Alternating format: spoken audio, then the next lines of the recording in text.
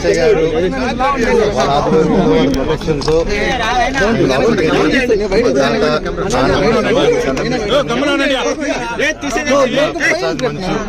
సమాధికి అన్నం పెట్టుకొని కొంచెం కూర్చొని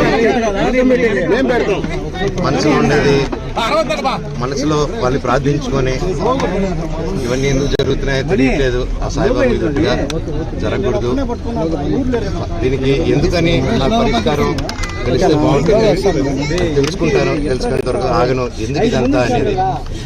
అండ్ జస్ట్ ఒక స్టూడెంట్స్ కోసం అండ్ ఇక్కడున్న లోకల్ ప్రజల కోసం ప్రైవేట్ హాస్టల్స్ మీద జరిగే అన్యాయాలు వీటిని నేను క్వశ్చన్ చేశాను, మెసేజ్ చేశాను. దానికి ఈరోజు నన్ను హైదరాబాద్ ఇంట్లో రానియకుండా ప్రయత్నించడం నా పిల్లలు ఉండగా, అలాగే మా అమ్మగారు బర్త్డే రోజున చక్కెర పోయడం, మళ్ళీ నేను ఊర్లో ఆలగడ్డకి వెళ్ళిన వెంటనే మా అమ్మని బ్రెయిన్ వాష్ చేసి ఇక్కడ సైన్ పెట్టమని, ఆవిడకి ఏం తెలుస్తుంది సైన్ టైప్ చేసుకుని సైన్ ఏమంటే చేస్తారు ఆవిడ పాపం.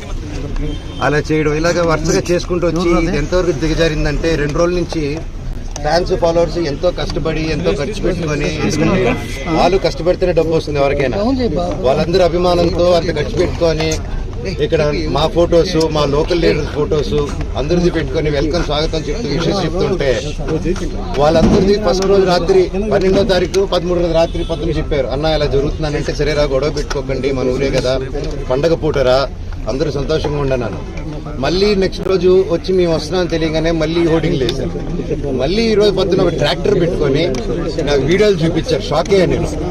ఒక ట్రస్ట్ ట్రాక్టర్ వెళ్తుంది, దాంట్లో 40 మంది వాళ్ళు ఢిల్లీ నుంచో తీసుకొచ్చినారు. ఒక్కొక్కడు ఉన్నారు అలాగా. కాకపోతే చూడంగానే భలే పెరిగిపోయారు. ఎందుకు ఢిల్లీ నుంచి అంత బాడీలు వేసుకొచ్చారో నన్ను చూడంగానే ఎందుకు అలా పారిపోయారో అర్థం కాలేదు. కాకపోతే నేను ఏ గొడవకు రాలేదు. ఆ రోడ్ల మీద చూస్తే మీరు పోలీసు లాఠీల్ని రౌడీలు పట్టుకొని తిరుగుతున్నారు. కోర్టు ఆర్డర్ వచ్చింది బౌన్సర్స్ ఉండకూడదని చెప్పి. క్యాంపస్ సెక్యూరిటీ ఉంటే ఓకే, క్యాంపస్ లో ఆర్మీ ఆఫీసర్స్ ఉన్నారు, గొప్ప గొప్ప సెక్యూరిటీ సిబ్బంది ఉంది, వాళ్ళందరికీ రెస్పెక్ట్ నాది.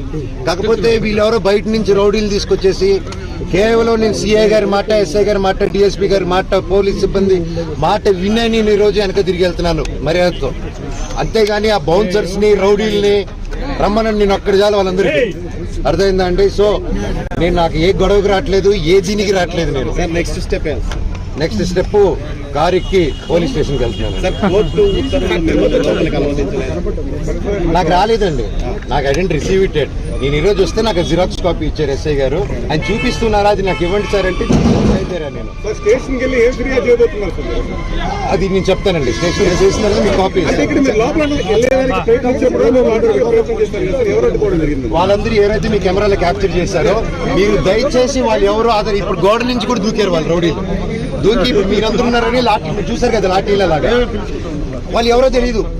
ఇందాక ముని గారు ఉన్నారు, నేను హగ్గిచ్చి 2-3 అన్నా సురేంద్ర ముని ఈ పాతలందరూ ఓకే మాకు తెలుసు. నేను పాతలు చెప్పినా ఆగిపోతా నేను. అంత వాళ్ళు బాధపడుతున్నారు, కంట్లో నీళ్ళు పెట్టుకుని ఉన్నారు. కాకపోతే వాళ్ళు ఎవరో కొత్త రౌడీలు వచ్చేసి ఎవరు అంటే వినట్లేదు. మీరే చూశారు వాళ్ళ బిహేవియర్. టక్కన ఒకటి ఎక్కి దగ్గర రానగానే పారిపోయారు వాళ్ళు. మన ఊరు వాళ్ళు పారిపోరండి, మన లోకల్ వాళ్ళు అన్న అని మాట్లాడుకుంటారు. ఈ రౌడీలు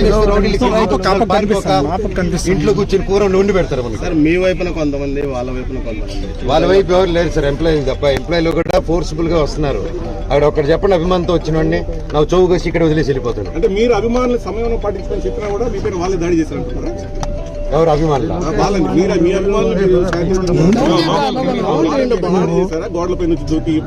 వాళ్ళ అభిమానులు కాదండి, వాళ్ళు బౌన్సర్స్. వాళ్ళు ఎక్కడి నుంచో నార్త్ నుంచి తెచ్చుకున్నారు. మీరు వెళ్ళి తెలుగులో మాట్లాడండి, అతనితో తెలుస్తుంది మీకు. చంద్రగిరి పోలీస్ స్టేషన్ వెళ్తున్నా అదే అండి, నేను డిసైడ్ చేసుకుంటా. 2 ఫోన్ కాల్స్ తీసుకొని స్టేషన్కి వెళ్ళాలా